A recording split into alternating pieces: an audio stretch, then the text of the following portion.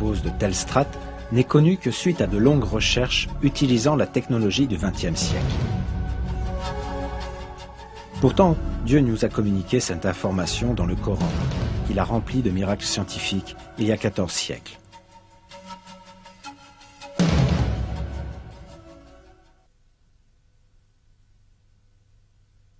C'est Dieu qui a créé 7 cieux et autant de terres.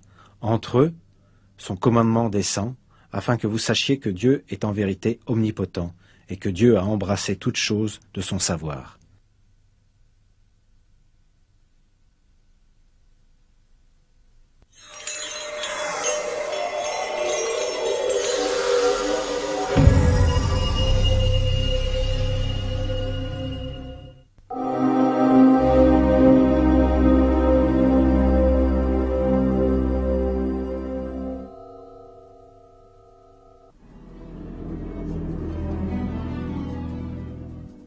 C'est au début du XXe siècle qu'un scientifique allemand, Alfred Wegener, proposa la thèse que les continents de la Terre étaient attachés les uns aux autres quand elle se forma, puis qu'ils dérivèrent dans différentes directions, les séparant ainsi au fur et à mesure de leur déplacement.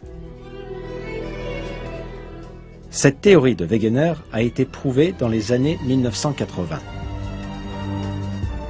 On trouva que les 6 plaques majeures et plusieurs petites qui forment la croûte et la partie supérieure du manteau, se déplaçaient constamment. Selon la théorie appelée tectonique des plaques, ces plaques se déplacent sur Terre en transportant avec elles les continents et le plancher océanique. Ce déplacement a été mesuré de 1 à 5 cm par an. Par conséquent, cela produit des changements lents dans la géographie de la Terre. Chaque année, par exemple, l'océan Atlantique devient légèrement plus large. La science n'a découvert cela que très récemment. Le fait que cela a été révélé il y a 14 siècles dans le Coran est sans aucun doute un autre de ces miracles.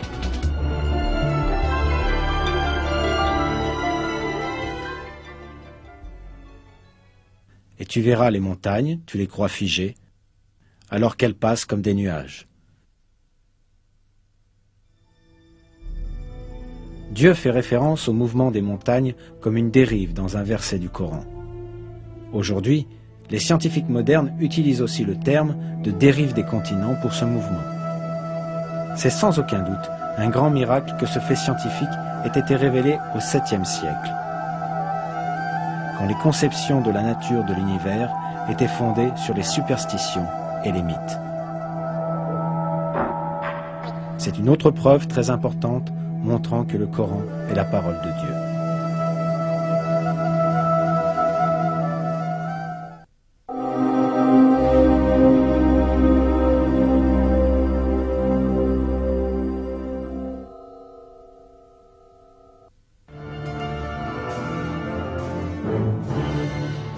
La couche externe de l'atmosphère de la Terre est composée d'un grand nombre de gaz et particulièrement d'oxygène. Cependant, les explosions d'énergie à la surface du Soleil provoquent les dispersions de certains de ces gaz dans l'espace. Les chercheurs ont obtenu la première preuve concrète de cela grâce aux navettes spatiales de la NASA. On observa pour la première fois le fait que la Terre subit une perte de matière depuis ses couches externes les 24 et 25 septembre 1998. En d'autres mots, 14 siècles après que cette information fut communiquée dans le Coran.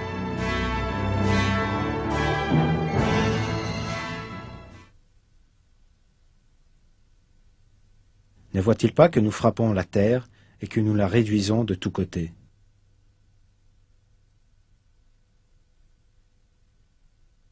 Ne voit-il pas que nous venons à la terre, que nous réduisons de tous côtés?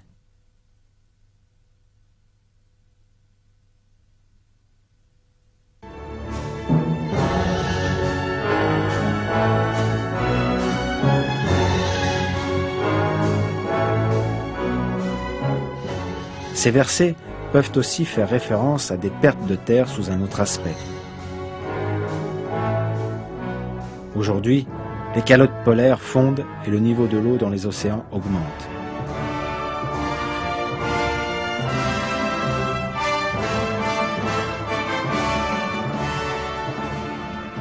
L'expression « nous la réduisons de tous côtés » dans les versets peut désigner les zones côtières qui sont recouvertes par l'eau. Bien sûr, Dieu sait mieux.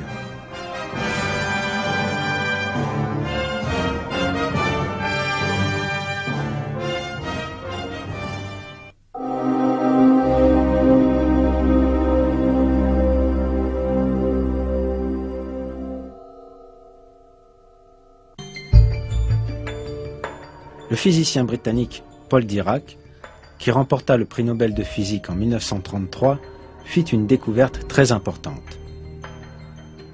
Cette découverte, connue sous le nom de parité, dévoila la dualité connue comme la matière et l'antimatière. L'antimatière a des caractéristiques opposées à celles de la matière. Par exemple, contrairement à la matière, les antiélectrons ont des charges électriques positives et les antiprotons des charges négatives. Personne ne connaissait ce fait scientifique quand le Saint-Coran fut révélé il y a 14 siècles de cela. Pourtant, il est clairement révélé dans ces versets que toutes les choses de l'univers ont été créées par Père.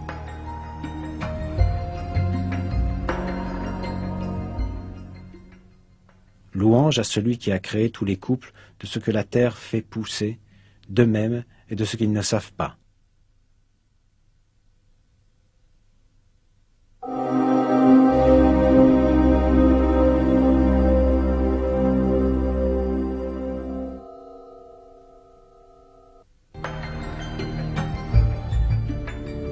Jusqu'il y a encore 20 ans, on croyait que les plus petites particules étaient les protons et les neutrons qui constituent l'atome.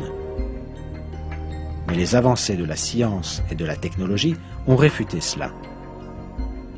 On a réalisé que l'atome, considéré comme la plus petite unité de matière, pouvait être divisé en composants encore plus petits. Une branche spécialisée de la physique apparut afin d'étudier ces sous-particules et leur comportement particulier.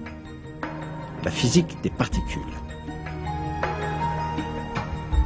Les recherches de la physique des particules ont révélé que les protons et les neutrons qui composent les atomes sont en fait composés de sous-particules appelées quarks.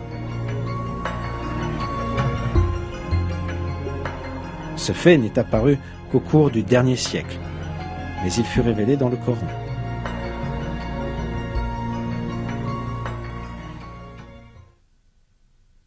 Il, mon Seigneur, est le connaisseur de l'inconnaissable. Rien ne lui échappe, fût-il du poids d'un atome dans les cieux comme sur la terre, et rien n'existe de plus petit ni de plus grand qui ne soit inscrit dans un livre explicite. Dans un autre verset, Dieu nous dit « Il n'échappe à ton Seigneur ni le poids d'un atome sur terre ou dans le ciel, ni un poids plus petit ou plus grand qui ne soit déjà inscrit dans un livre évident. »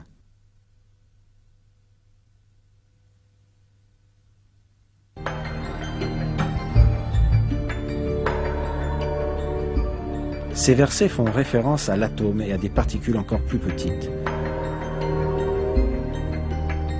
Le fait qu'il existe même des sous-unités plus petites a été communiqué à l'humanité dans le Coran il y a 14 siècles.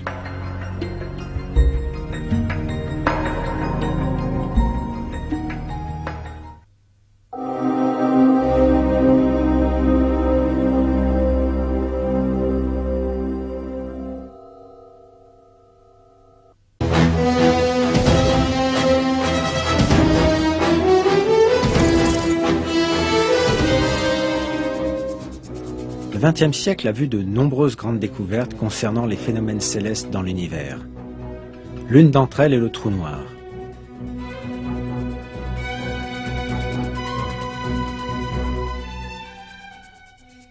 Quand une étoile a consommé tout son carburant, elle s'effondre sur elle-même et se transforme au final en une région de volume nul où la densité est infinie et où règne un champ magnétique immensément puissant.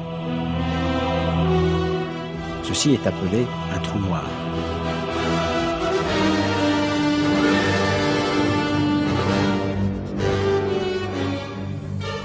Nous ne sommes pas capables de voir les trous noirs, même avec le télescope le plus puissant, car leur force gravitationnelle est si puissante que même la lumière ne peut en réchapper.